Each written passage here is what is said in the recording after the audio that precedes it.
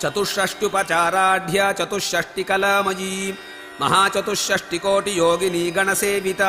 చతుషష్ట్యుపచారాఢ్య 64 ఉపచారములతో సేవింపబడినది. ఉపచారము అంటే సేవ అని అర్థం చెప్పుకుంటే ఈ నామానికి 64 ఉపచారాలతో సేవింపబడు శ్రేష్టమైన దేవత అని అర్థం వస్తుంది. ఏ దేవత అయినా సాధారణంగా పంచోపచారాలతోనూ షోడశోపచారాలతోనూ పూజింపబడతారు. కానీ లలితా అమ్మవారికి 64 ఉపచారాలతో విశిష్టమైన పూజా విధానం కూడా ఉంది.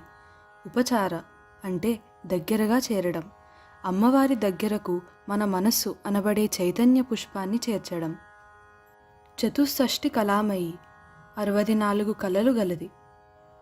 మనస్సుకు సంబంధించిన ఆజ్ఞాచక్రమునందు అమ్మవారి కిరణాలు 64. వీటిని అమ్మవారి 64 కళలు అంటారు.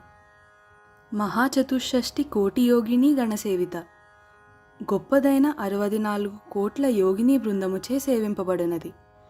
ఒకసారి శ్రీ శంకరాచార్యుల వారికి లలిత అమ్మవారు 64 కళలతో 64 కోట్ల యోగిని దేవతలు 64 ఉపచారాలు చేస్తూ ఉన్న రూపముతో దర్శనమిచ్చారు.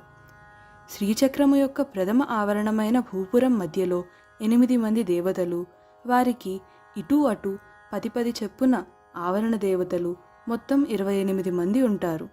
మధ్యలో ఉండే 8 మంది పేర్లు బ్రహ్మి, మహేశ్వరి, కౌమారి, వైష్ణవి, వారాహి, మాహేంద్రి, చాముండి, మహాలక్ష్మి.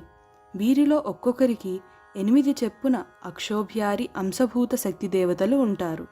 అప్పుడు మొత్తం 8 8లు 64 మంది అవుతారు. ఈ 64 మందికి ఒక్కొక్కరికి 1 కోటి చెప్పున మొత్తం 64 కోట్ల యోగిని గణం ఉంటారు. వీరు మహాశక్తి సంపన్నులు. వీరిచే అమ్మవారు సేవింపబడుతుంది. చతుషష్ట్యుపచారాఢ్య చతుషష్టికలామయీ మహాచతుషష్టికోటియోగిని గణసేవిత.